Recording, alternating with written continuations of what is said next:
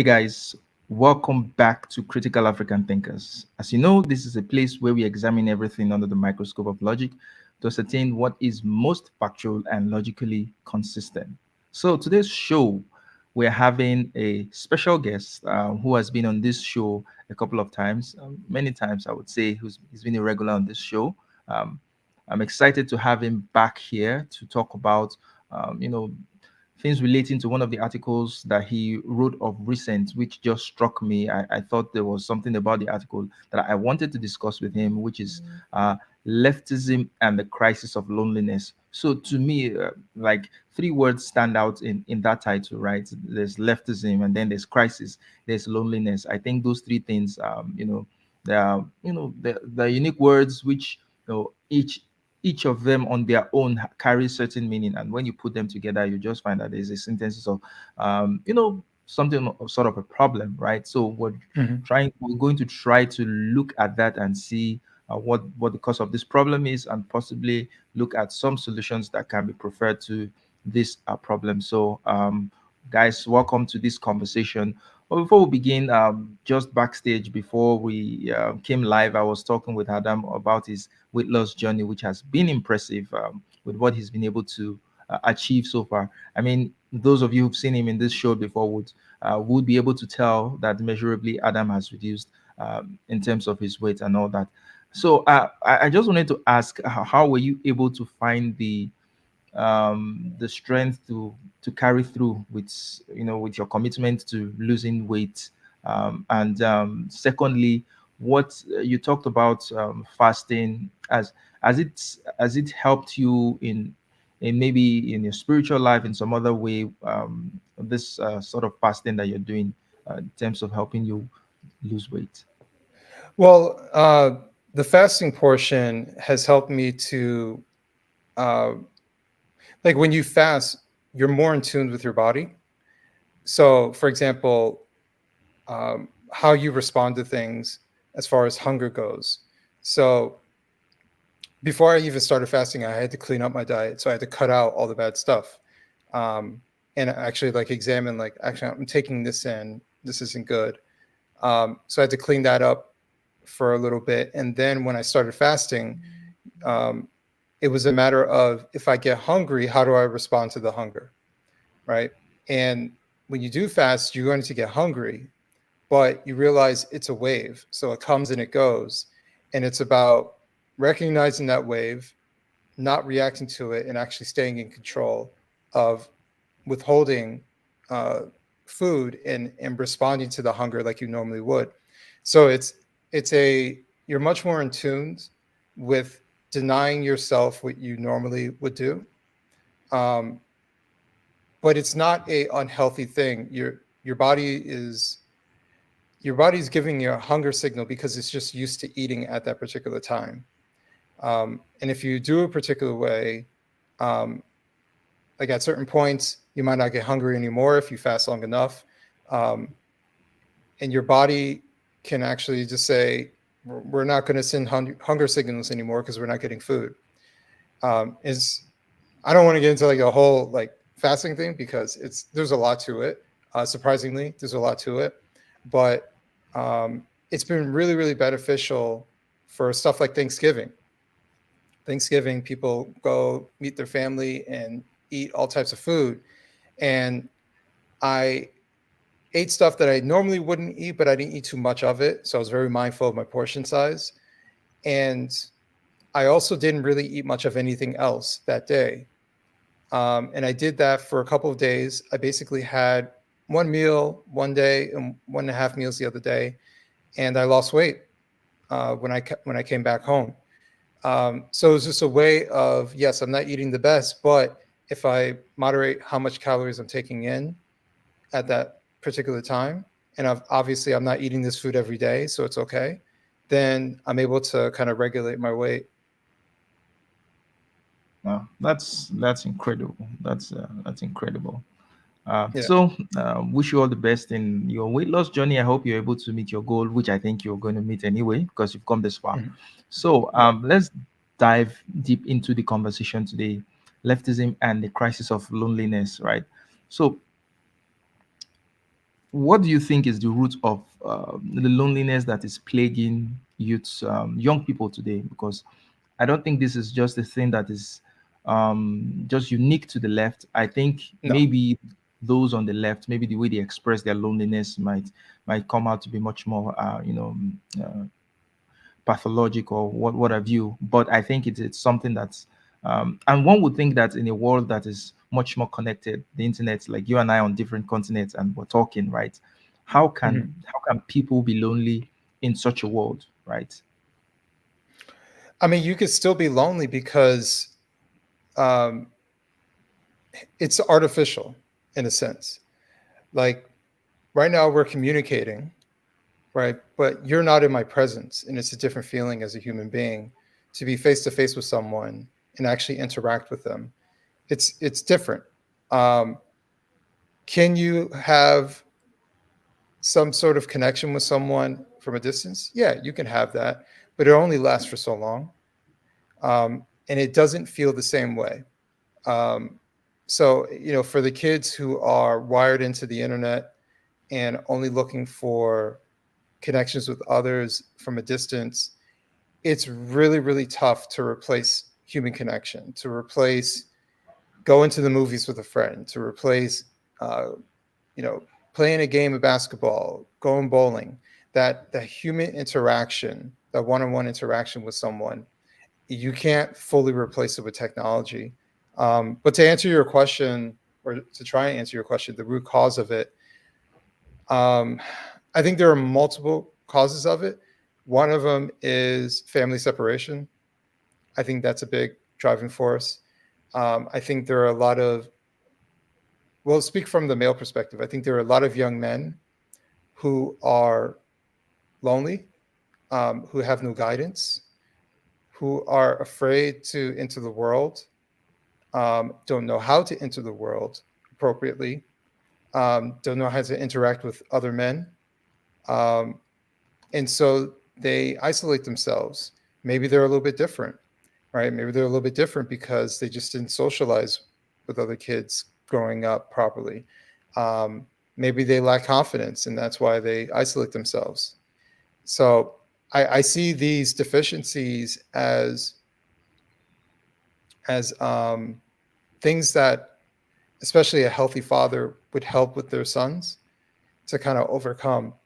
Um, and I think it affects girls similarly, but not exactly the same way. And girls are more sociable.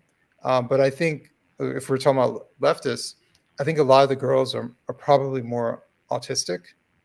Um, I think that's a lot of it that's going on, and they are socially awkward, um, or they feel that they are socially awkward because of being someone on the spectrum. So I think there are multiple root causes, I guess, is where I'll leave it Mm. at. Speaking about autism, there's been this trend of late of where young people pick up certain traits um, from the internet, right? So they Yeah. start picking up traits like they're autistic, like they're, it's a weird thing, right? It's like a social contagion where people pick up behaviors from others on the internet and then they start internalizing them.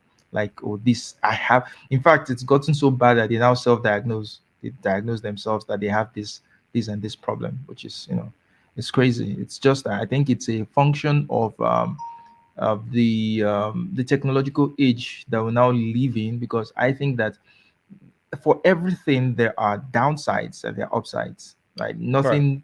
Nothing comes without a price. So probably this is the price that we get to pay for living in the 21st century that is so technologically advanced, right? We might look at our ancestors and say that, oh, they were backwards or they didn't live as good a life, right? They had their own challenges, right? And their Hmm. challenges are different from ours. But it doesn't, in a sense, it doesn't mean overall that we actually live better than them, because No. with the massive leaps in development also comes the problem. The problems are almost commensurate with the level of development that we sort of have. But my next question would go to that will relate to your article is, you said you started watching leaps of TikTok, their videos. You started watching them on silent mode, right? And Hmm. because you could relate to just the dramatizations. So what spurred you to just listen to them or watch them in that mode instead of trying to get the audio as well? What was that about? Well, I don't know if it's like this for everybody, but by default, um, the video starts playing and you have to choose to listen to the audio. So it was a matter of me not choosing to listen to the audio. And usually what would happen, like I would see a video and I'd read the caption, and then I would look at like the video itself, and then I might choose to listen to what they're actually saying. Right. So the listening part was always the last thing I would do. Anyways, but I started, as I was like watching the videos, I started seeing something, and then I just stopped listening to the audio, and just like so I could focus on this person. And I would see videos. It was very common to see videos where, and actually, now that I think about it, it was more the girls that were like this, but they couldn't make eye contact with the camera. Like, and I thought that was weird because it's not like someone's actually looking at you, right?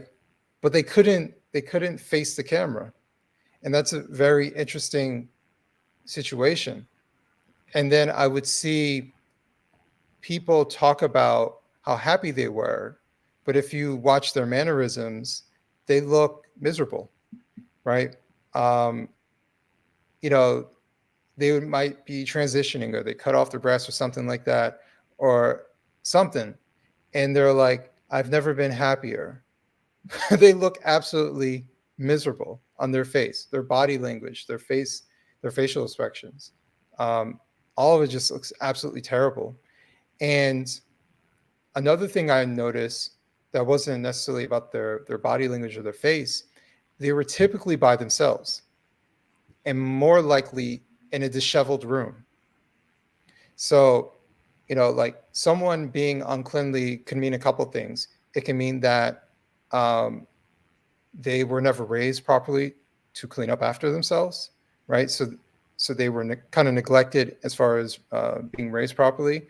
It could mean that it's a representation of their inside. Inside their head is a bit chaotic, and outside in their world, which is their room, is their only world, it's a bit chaotic as well. Um, you know, so I just started seeing all these different pieces for these different leftists that would pop up on the screen. Um, I mean, some of them look maniacal, like they just look absolutely crazy. Like the Jeffrey Marshes, he looks like straight up Buffalo Bill. Like he looks like he murders people. But the rest of them, I think majority of them, they say crazy stuff. They say, I'm a unicorn. I'm dragon self. They say these things, but if you watch their mannerisms, their behavior, like they don't really believe that they're a unicorn.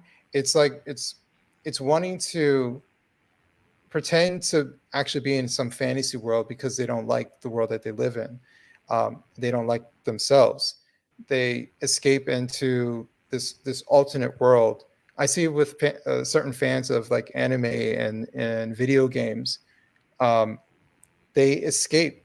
Escapism is really, really big when it comes to technology. It's really easy to do. You can do it in The Sims. You can do it in a game like Second Life. You just create an avatar, and you no longer have to live within yourself and deal with your issues and your imperfections. Your avatar is beautiful. It's perfect. It's great. And you can just live vicariously through this thing. And so that's kind of what I see, amongst leftists. The only real challenge is that there's an ideology behind it that takes advantage of them. Mm. So that's where I wanted to go drive next to, right? So how do you tie Mhm. this to ideology? Because from just looking at it, I see a problem with young people not knowing who they are, struggling with their Mhm. identity, which I think is something that's common for young people throughout time, throughout all ages. People are developing, trying to find themselves, trying to find their foots, trying to find their place in life, right? So Mhm. how do you tie this specifically to leftist ideology? What does leftist ideology bring to, how does it contribute to this crisis of loneliness? What makes it pernicious? What makes it so bad? What's sort of unique about it is that it offers them a couple of things. It offers them a purpose, right? And it offers them um, group affiliation, and it offers them the ability to be their authentic selves, right? So if you are the outcast, it's okay that you're the outcast. We embrace the outcast. Matter of fact, everybody else is the problem, right? You don't have mental health issues. Stop taking those. That's what everybody else wants you to do, right? Embrace your bipolar bipolar syndrome. Like embrace all these things.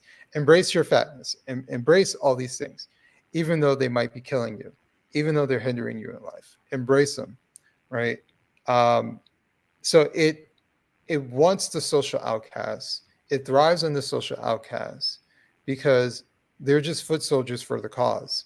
And if it means some socially awkward autistic girl goes out and protests for Black Lives Matter or for Palestine, then so be it, right? We got it. We have another body that goes out and does our handiwork.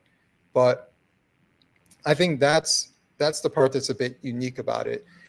Um, and on top of that, it's trendy, you know, and it's something that is trendy amongst young people, and it's just like when I was growing up, you could be a goth, you could be an emo kid, right? You can be a skater, right? They were they weren't trendy per se, but it was kind of like the outcast way of having group affiliation. So I was kind of the outcast, and my friends were the skaters or the goths, at the schools that I went to. So that was a way that we could kind of come together and form our own group of outcasts. Um, and this is just another form of it, but it's worse because there's ideology behind it.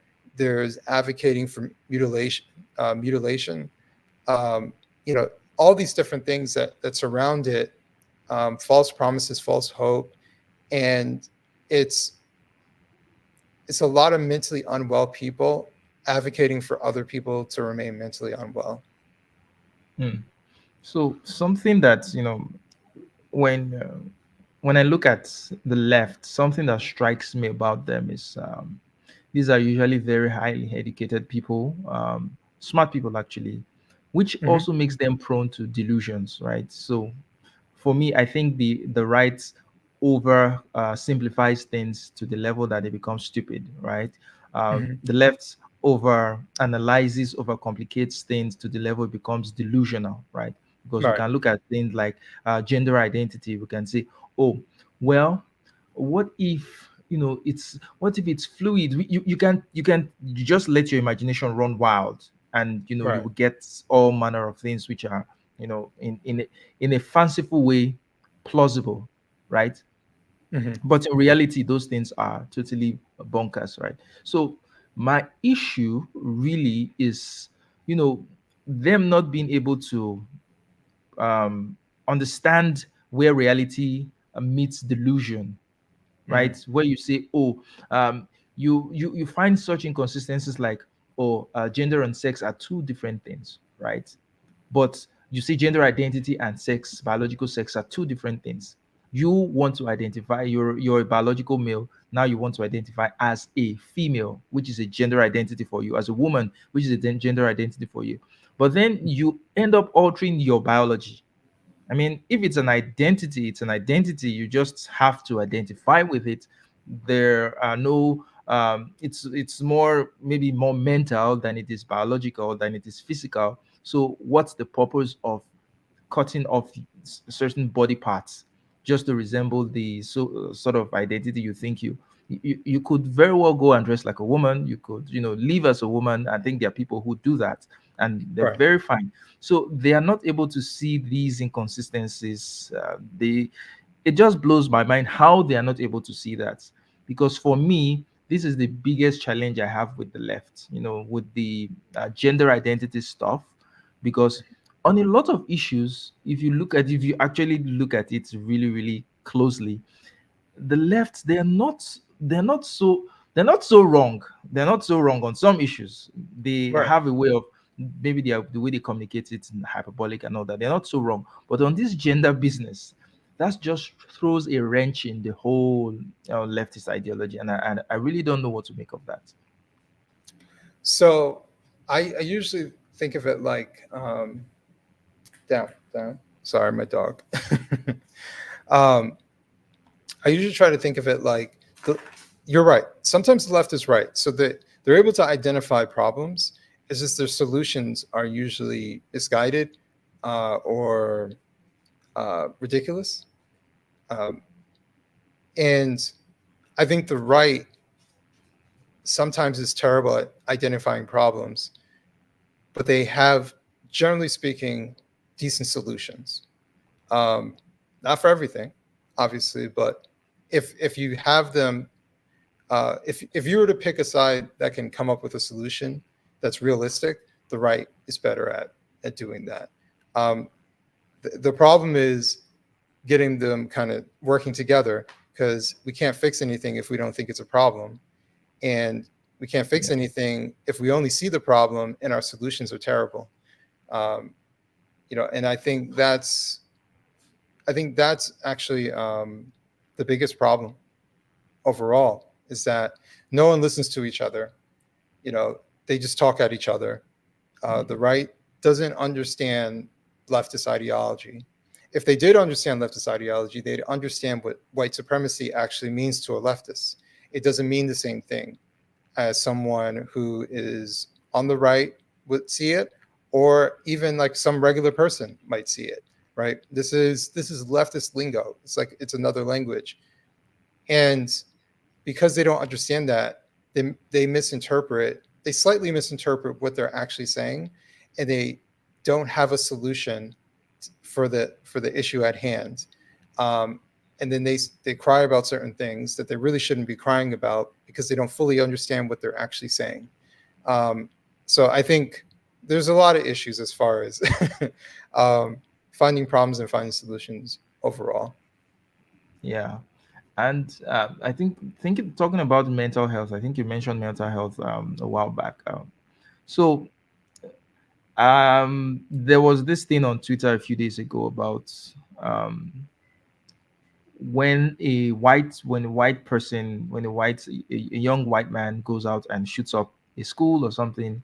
There's always this, oh, it's a mental health issue. I think there was one post that says, when black and brown people do violence, they're called thugs, right? When Muslims do violence, they are called terrorists. But when white people do violence, they are just good people with mental health issues. And I it sort of struck me because in a sense it's true, right? Almost every case of a white person shooting up a school, what you hear from the right is, oh, we need to do something about mental health, which after 2 days nobody talks about mental health anymore until the Right. next time someone shoots up a school, right? So it seems as if it's just prepackaged talk to, well, mental health, or guns are not the problem, it's mental health. But what are you doing to fix the mental health issues, right? So to Yeah. me, I think maybe this is the part where the crisis and the loneliness for right wingers show itself. Maybe it's expresses itself in such violent tendencies where so instead of for the kids on the left who just decide to mutilate themselves, those on the right decide to kill other people. So what do you Well, think about that? and actually, I wouldn't call like these are high school kids, and I think sometimes we try to apply um, like the gender fluid, blah blah blah. Those kids, yeah, you can say they're leftists, right? They're speaking the language of it, and so on and so forth. But like the kid that shoots up a school, I mean, that's not a right wing position. That's not right wing talking points. That's not a right wing act. That's a kid who shoots up a school. And personally speaking, I don't care what color they are. It's a kid shooting up a school.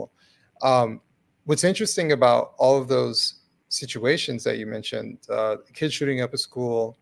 Um, what was that? You said it was a black person.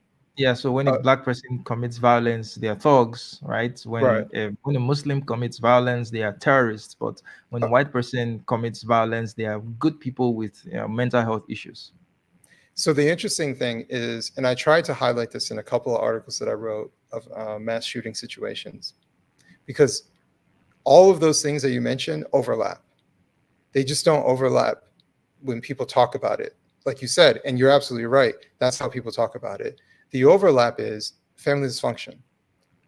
Overwhelmingly, when we talk about these kids who shoot up schools, they come from broken homes. I've written about this. There's documentation talking about it. Most of the major situations of violence, school shooting violence, children who grow up in single parent homes, children who grow up in homes that where the parents are divorced, um, even down to adoption, like overwhelmingly, the kids are growing up in a dysfunctional household. The one with the Colorado shooter, he wasn't a child. He shut up the nightclub. However, his father was a druggie. His mom didn't sound all that great either, right? And he's been dysfunctional since he was a child, going back and forth. His father popping up and disappearing, um, sort of being raised by his grandparents, his mother getting arrested and going to jail. I mean, that doesn't sound very secure for a child, right? And God knows what happens to these kids who grow up in these households. And a thing that nobody likes talking about is the number of kids who are vulnerable in being molested because they're growing up in such dysfunctional situations, because predators target them, right? That's a whole other thing, that nobody wants to talk about, that's uncomfortable to discuss. But the overlap is family dysfunction, single parent homes, children growing up without purpose, children who are probably experiencing abuse and violence because of their household situation. They do not feel safe. They develop mental issues because of this particular dynamic that's happening. They might be going into a school system that says this kid's unruly, and then they start drugging them, right? And we don't even know to the depths of how many of these kids are on SSRIs, right? To control their behavior, and they're coming out and they're becoming violent because of it. It's not helping them. So the overlap is overwhelmingly this: the gang, the black kids in gangs who are shooting up stuff, overwhelmingly come from broken homes. I talk to almost every time I write about family dysfunction or single parent homes. I have people within the criminal justice system, mental health, um, who email me and tell me every kid in juvie is here, and that they come from broken homes. Like they either have one parent or no parents. Like this is the situation that's at hand, and they're ending up in the system and at juvenile. And guess what? Jail is waiting for them because they're going to continue down that path. Like it is overwhelmingly the case. So these young shooters out in Chicago and in other areas and gangs, they're not coming from happy, secure homes.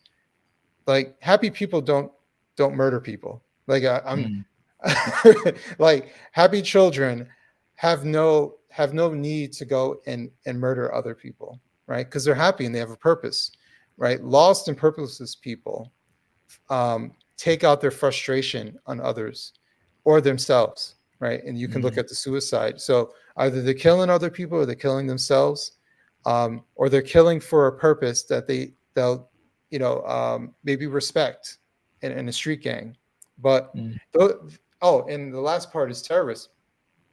A lot of people aren't aware, but most like suicide bombers come from broken homes. They're usually men, and they are growing up in an environment where they do not have a secure father, and so organizations, militias become the refuge for them. Um, and they get used because of it. So, I mean, that's really the overlap here when it comes to all three. But you're exactly right. At the end of the day, how people talk about it um, and what language they use, in my opinion, is all about in group, out group. Mm. I don't know if you want to dive into that. What I mean by that. It's that's you can go ahead. You can go and explain that concept. So I've been calling it, I don't know if it has a technical term, but I've been calling it in group versus out group. So um, human beings are group oriented, and we're always looking for groups to associate with.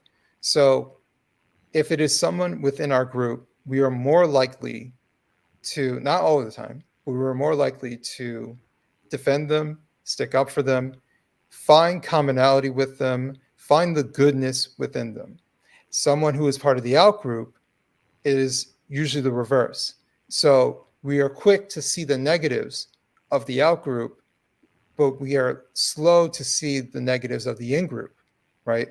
It's why if me and you were to talk about like black violence, right?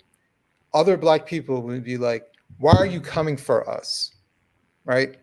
Because they don't like it when the in group criticizes within the group um, and pointing out the in group's faults, especially publicly, because the out group might hear what you're having to say, right? You're making us look bad against Yeah. the out group, right? Mm. So you get criticized for that.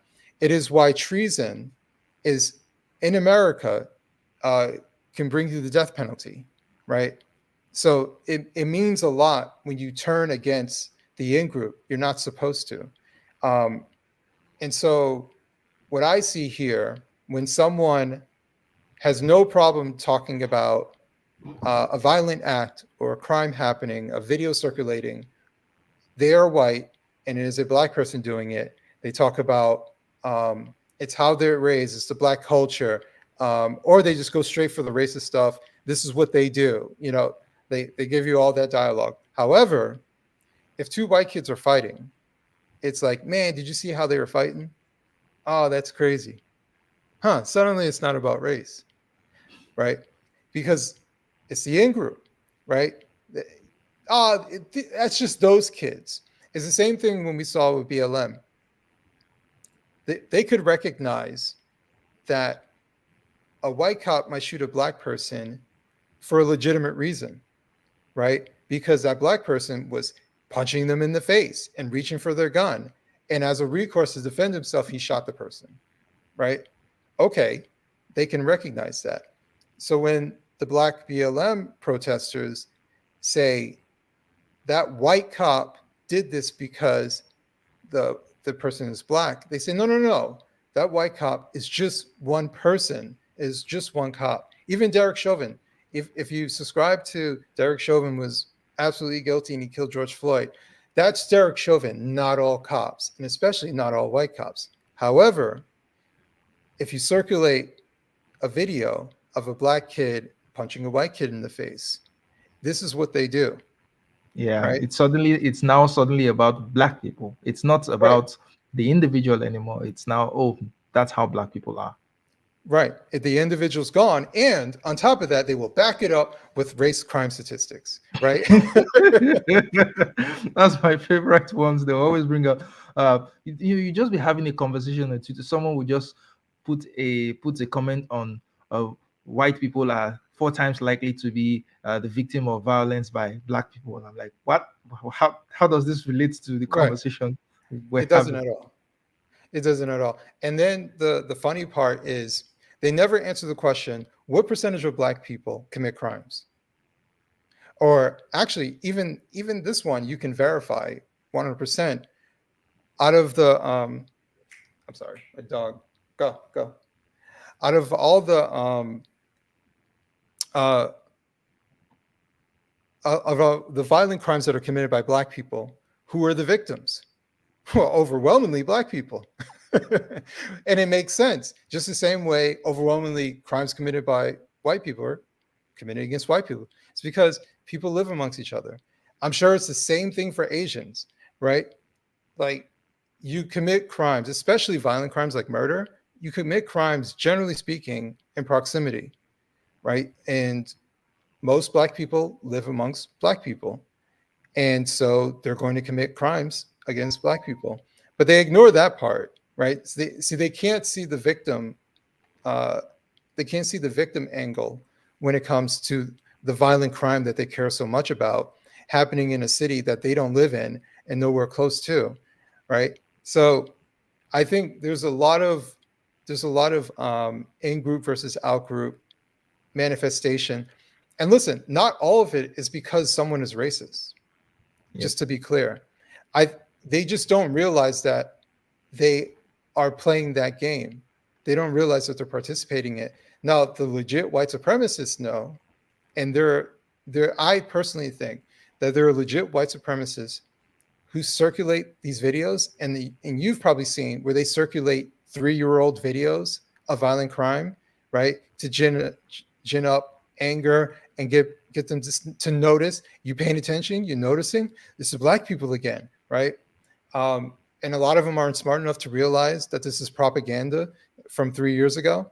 So it's that kind of thing that actual white supremacists are taking um, who I believe are legitimate, rational minded conservatives and propagandizing them and getting them to see their perspective a little bit more and just one step closer and pushing them closer to extremism.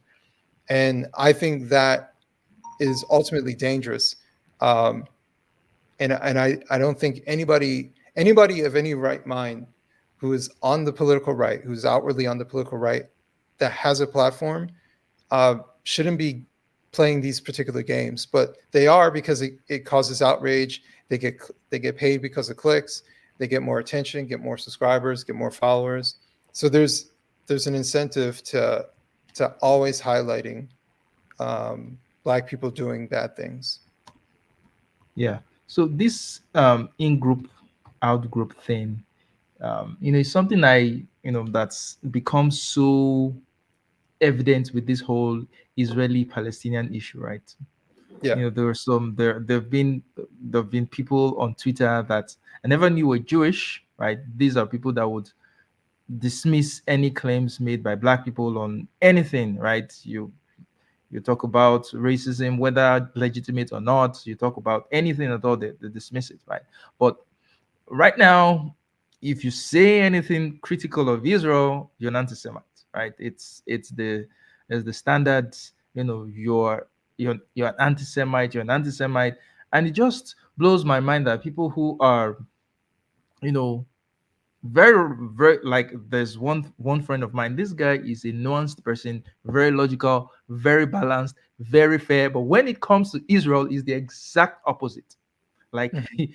it's as if he's thinking, he just throws it away because now it's talking about a group that he belongs to, right? So he's now having motivated emotive reasoning instead of being objective and logical in that situation. So yeah, I see such things happening, but it's just crazy that those who are the biggest champions of individualism, they're not consistent with with the principles and the values that they espouse. It's very, very selective, right? They only apply it when it favors them, right? But Exactly. they can very well invoke group, they can invoke identity when it suits them, and it's just a sad thing to see.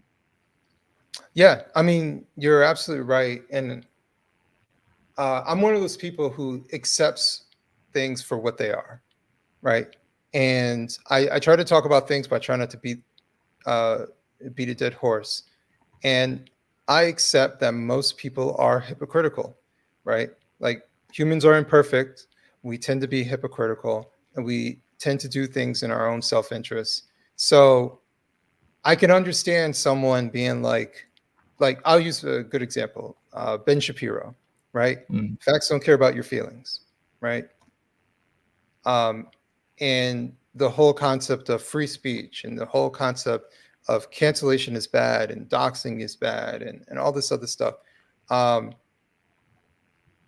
but when it comes to something that is close to his heart, well, I mean, this is an exception, right?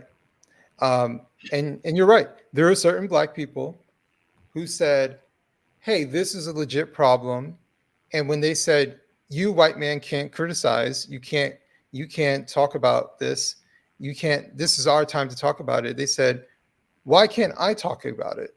Right? How come you can talk about it, but I can't? How come I can't criticize it? How come I can't do these things?" Right? So when they're on the out, they're like, "Hey, I want to be part of the conversation. I don't necessarily see eye to eye with you." But when they're on the in, it's shut the hell up. You're not allowed to say anything. Right? This is the narrative. And I'm not even saying that Ben Shapiro is wrong or anything like that. I'm just pointing out that it's very, very difficult for a lot of people to be consistent about something when it doesn't favor you, right? Mm. And I've made it very clear I'm a free speech absolutist. One thing you'll never see me say is is you won't ever see me tell someone they should not say that, right? You say whatever the hell you want. I'll just say that what you said is stupid or what you Yeah. said is a bad idea. But I don't tell people that they cannot say these things. Matter of fact, if they say something racist, I'm like, well, thank you for revealing yourself. I appreciate that. I appreciate these things about free speech. Don't hide behind what's politically correct. I want to know exactly who you are so I know how to deal with you. Um, I support the KKK having the right to say what they want. I support all these white supremacists to say whatever they want. So I know where they are and I know how to deal with them and I know what someone really is. And free speech has helped me a lot to identify even people who are on the political right as to who I want to mess with and who I don't want to mess with. Right? I don't want to associate with certain people because of the things that they say, because the things that they say is what they believe, and I don't Mm. mess with people who are of that moral compass. Um, so I just think that consistency is really hard. The aspect of canceling is bad when they do it, but canceling is good when we do it, right? Boycotting. I can't believe the left is boycotting. Hey, boycotting works. You know, Dylan Mulvaney, boycotting works. So there's a ton of inconsistencies. And I've just come to the point where I expect it. I expect that um, when it suits, when it suits someone, they will excuse it, they will oblige by it, they'll find every which way to do that very thing that a year ago they would have lambasted someone else for doing. So I think that's what it is. And so it no longer shocks me. Mm. What shocks me really, Adam, is you seem to get a lot of shit on Twitter. And I find you very reasonable. I don't understand the people that seem to give you a lot of crap, from those coming into your DM to say awful stuff and all that. I mean, I see accounts that are much more problematic. Not that yours is problematic in any sense, because yours is very Yeah. reasonable, but I don't understand where those, those vitriol comes from for you. I really don't understand it. Well, I'll, it's funny you say that because I don't see it. So like the DM stuff is rare. Um, I wouldn't even say it's once a month.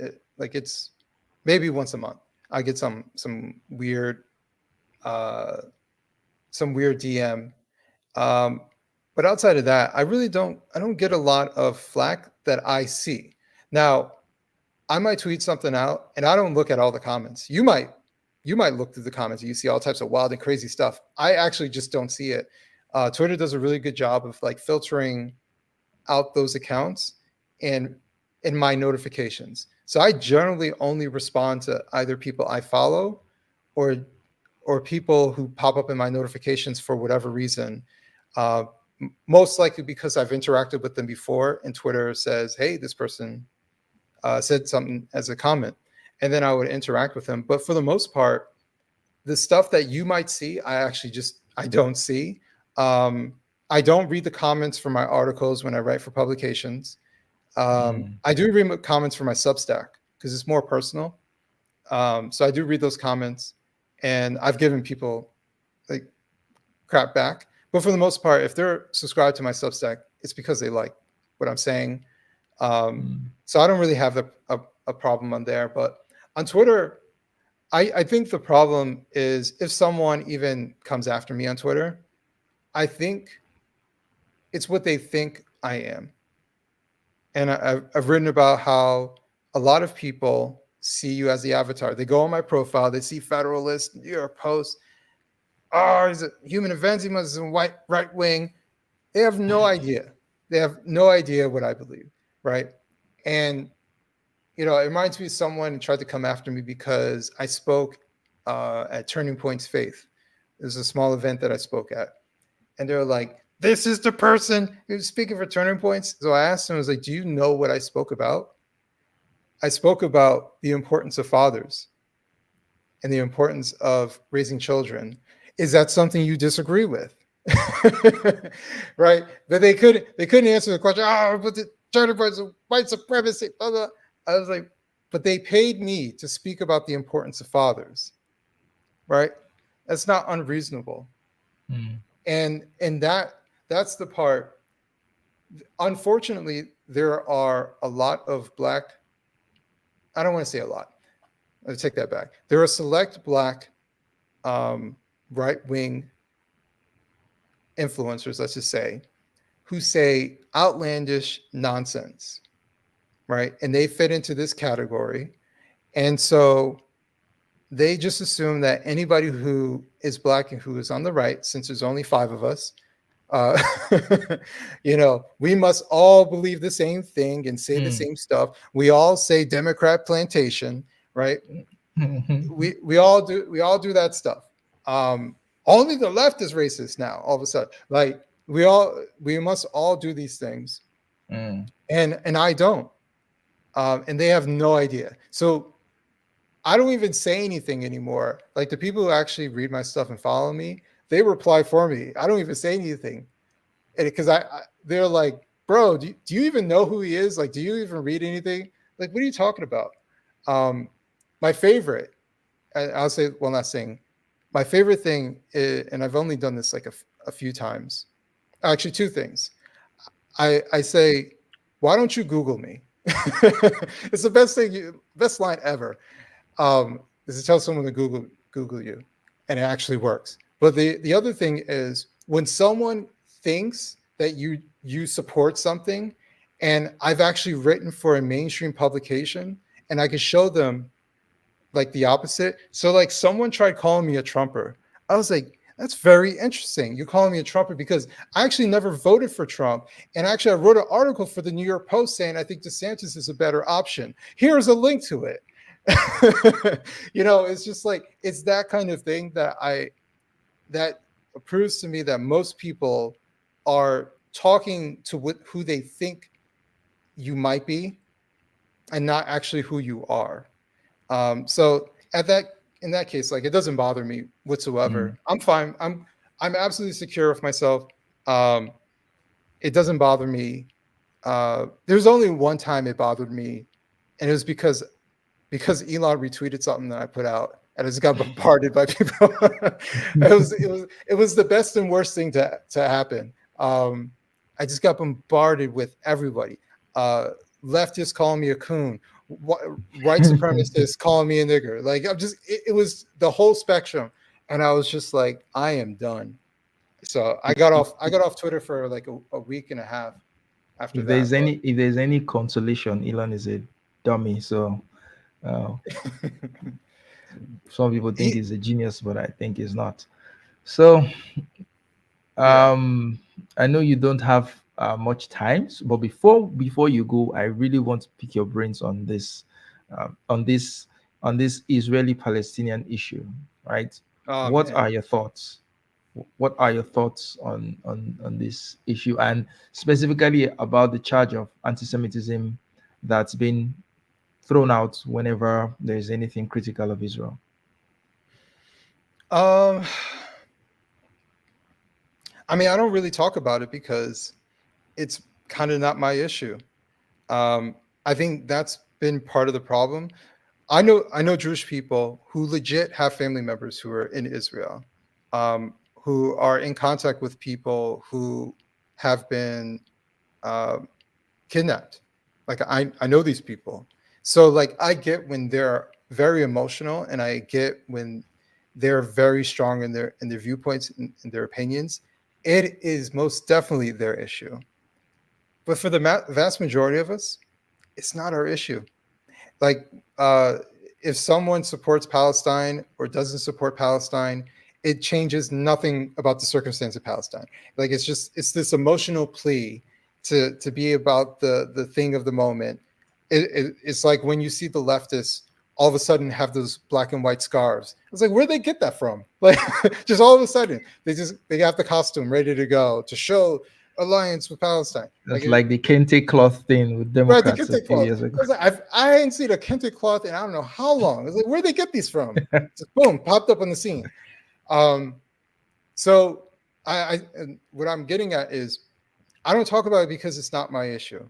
The very little I feel like this is. I'll give you my opinion. It's not the. It's not about necessarily what's going on right now. My opinion is that this is going to be an issue probably forever. That every 5, 7 years, something's going to pop off. There's going to be a conflict. Bombs going up, blah, blah, blah. And then, all right, guys, you had your moment, ceasefire. Then everything stops.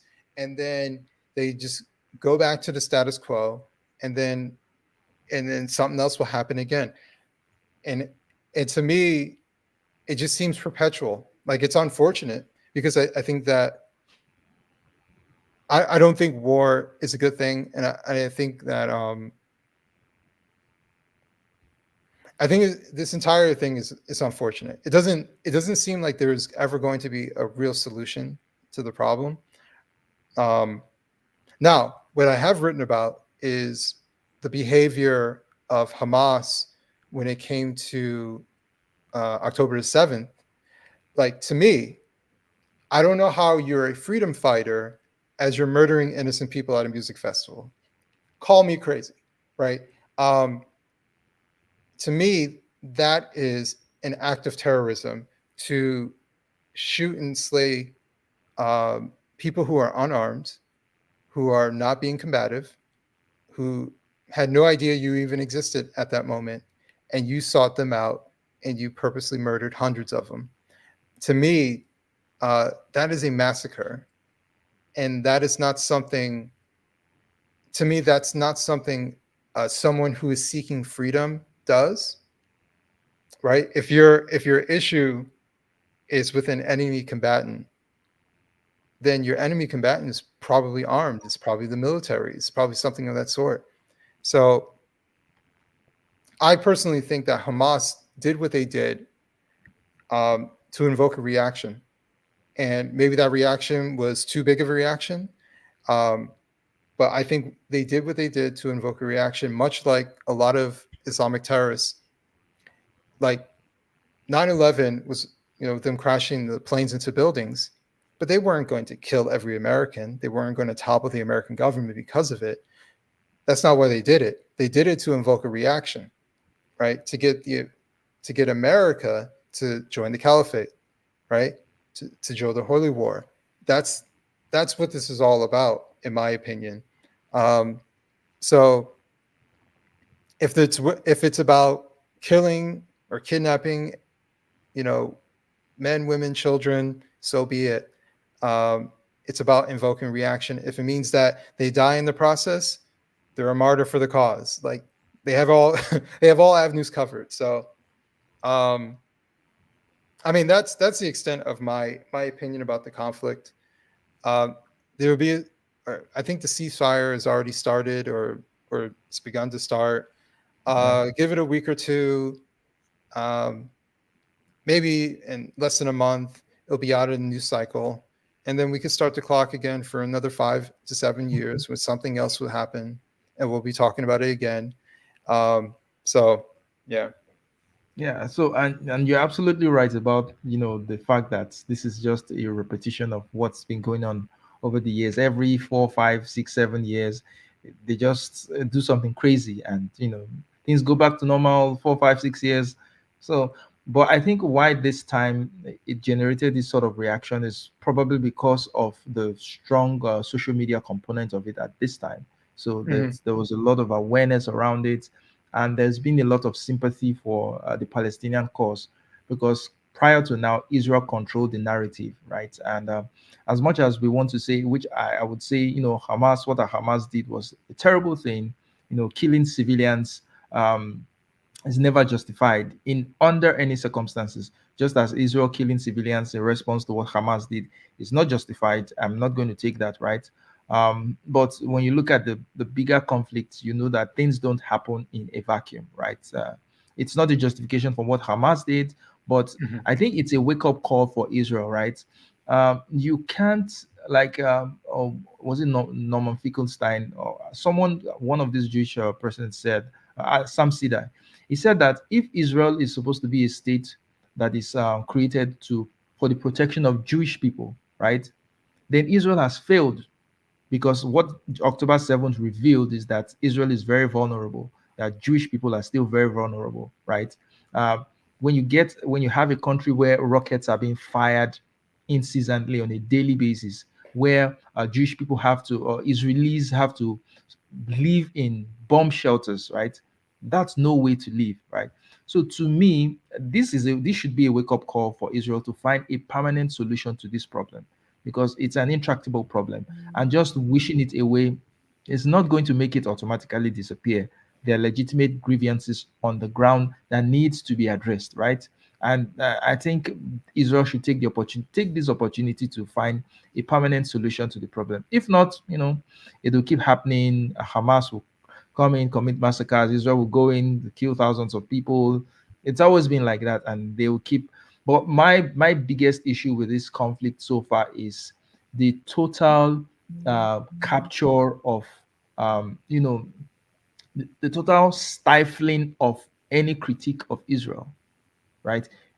See, as I am, when Trump called African countries or shithole countries, I was like, checks out. Some of these countries are shitholes, including mine, because the governments and corruption and all that. So I'm very comfortable calling out things the way they are, Hmm. even things that have to do with myself. So, but when I see people, just saying you can't say anything about another country, you can't say anything about another country. If you say anything about a country, you're an anti-Semite. It just makes me go mad. Like I just lose my shit. Like, no, you can't force people to not say things critical about Israel. Of course, there's anti-Semitism and there is, all that, but the word anti-Semitism has become so diluted these days that it's almost like you can't take it seriously anymore. Sorry, Adam, you were going to say something. No, I was going to say part of the problem is it's the same type of problem when it comes to Black Lives Matter.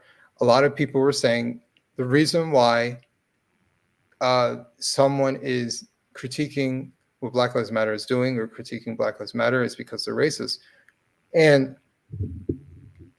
the problem is that that is partially true, right? There are quite literally racist people that exist in our country, um, who do not like who didn't like Black Lives Matter because of the movement or what they were claiming, or simply because they were black for whatever reason. Um, and you started seeing more racial animosity because of it as well. Now, I criticize Black Lives Matter. I'm not racist. You criticize Black Lives Matter. You're not racist. I know all types of people who criticize. The problem is that it gets muddied anytime something like this happens. Anytime we're talking about a group of people, which, because we're not talking about Finland, right? Israel is a state for Jews, right? So Israel and Jew it's like it's together. So it becomes difficult to criticize Israel without it not sounding like you're criticizing Jews. Um, and that is part of the issue. Are there anti-Semites? Oh, for sure there are anti-Semites. I've been noticing like the whole Jewish conspiracies for quite some time online. Um, it's just that no one pointed it out, and no one. I don't know. Maybe there wasn't a cause to fully like have it flourish, but man, like it's been. I'm not one of those people to be like everything is racist, everything is anti-Semitic, but it's been flourishing. This conflict in the past number of weeks, it's been flourishing, um, and I find it.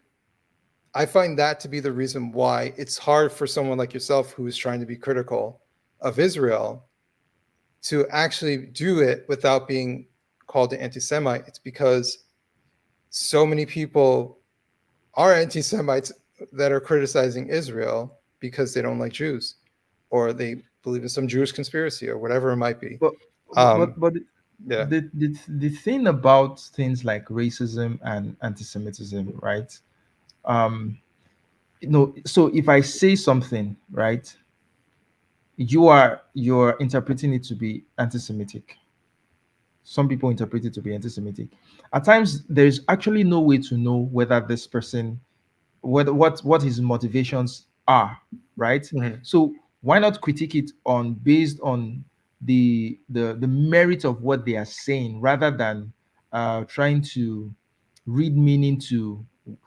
Let's take George Floyd and what's his name, for example, Derek Chauvin. Yeah, I don't know whether Derek Chauvin killed Floyd because he's a racist cop. I'm not going to speculate about that. What I do know is that what Derek Chauvin did is a bad, terrible thing. What I do know is that what he did was wrong. That's as much as I can say, right? So right. when I say something about Israel, or when I see someone say something about Israel, except it is very explicit, right? I don't know the motivations behind what he's saying. But I have to look at what he's saying. Is this correct? Is this factually correct? Does this make sense? Is this logical? Does this bear with reality? That's how I'm going to judge that issue. I'm not going to speculate about what the motivations of this person is, whether this person is an anti Semite or not. But you see cases of things where just making a simple, as in, there's this Jay Bailey on Twitter, he's a black guy too, who Yeah, I talked know he about, is. okay, he talked about yes, what Hamas did was terrible, but even the killing of thousands of Palestinian civilians in Israel is something that has to be looked into. And he was attacked for being anti-Semitic, for just saying that we should care about innocent Palestinian lives that were being killed. He was called an anti-Semite for a very balanced and nuanced take. And I'm like, is this person, are you guys crazy or something, right? So it's the situation of the guy who cries wolf, right? I do understand that. Before, I will tell you that before now, before this conflict started, I actually saw more things that I can say are anti-Semitic than I'm saying now. Because before Mhm. now, I see some shit, I'm like, really, do people still think this ignorant shit about Jewish people? Right? Are there still right thinking people who still think these things about Jews? Right? I didn't need this conflict to come to that conclusion, right? But now that this conflict is here, and you want to, anything critical about Israel, and the point you made about Jews being synonymous with Israel, I don't really buy that, in the sense that not all Jews are Israelis, right? In fact, there are millions of Jews in America and other parts of the world that are not Israelis, right? No, While most Israelis are Jewish, but not all Jews are Israelis. So when I'm speaking about Israelis, I'm speaking about Israelis. I'm not talking about Jews, right? And I can see why the confliction comes up, but people need to be able to make those distinctions too. well, what I was saying is Israel was created as a state to protect Jews, right? So like that's what I'm saying. It's one and one. It'd be like if the United States was created to protect Christians only, right? Mm. Specifically for that reason, then someone could be like, the only reason you don't like America is because they were Christians, right? Then that would be some sort of that could be seen as fair criticism, like of that person who is going after America. On top of that, this it's a high emotion time. So someone who's high emotion and having them be logical is very difficult to happen. And to be fair, if I was Jewish and I was on Twitter during this entire thing and I see like outright anti-Semitic shit, right? A number of times. Not someone like Jay Bailey and not someone like yourself, but like outright shit. And then I'm just like astonished. And then I see you say something, but it's not overt. I could understand someone being like questioning, why are you saying this? You know, what are your intentions? And they're not going to give you a fair uh, a fair assumption that you're saying this because you would do this with anything, or you're only saying this because is because of the Jew thing. So I think all of that stuff kind of plays into it, but um, I don't think much of it will matter in a matter of 3 to 4 weeks. Yeah, yeah. So, so Adam, now let's wrap up this conversation. My final question to you would be going back to our original conversation before we diverged into this conversation right now. What do you think the solution to this crisis of loneliness that you see on the left with kids? What solutions do you think can be preferred to help stem this tide? Very first thing is parents have to be engaged with their children's lives. They have to talk to them. They have to see how they're doing, to see what's going on. Um, they need to encourage them to go out of the house, right? They need to encourage them to be active in their community, uh, to be active in their job environment. They can't wait till they're 16 to do this. They have to do that from when they're very small.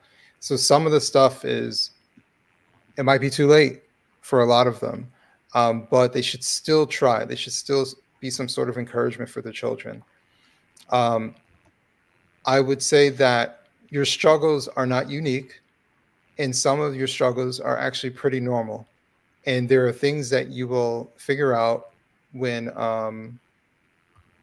you'll figure out when you start to mature. And it's okay if you don't know, right? It's okay if you're questioning. Like all of that stuff is perfectly normal. So I don't know. I just think that it has to start at home. Uh, all the other ways, they're kind of band-aids to the situation. Um, but I think it has to start at home. They need to feel like they are loved from within their own family, that they're accepted from within their own family, um, and from a very young age. It can't just start once they start acting out and calling for attention and acting ridiculous. It has to start from way before that.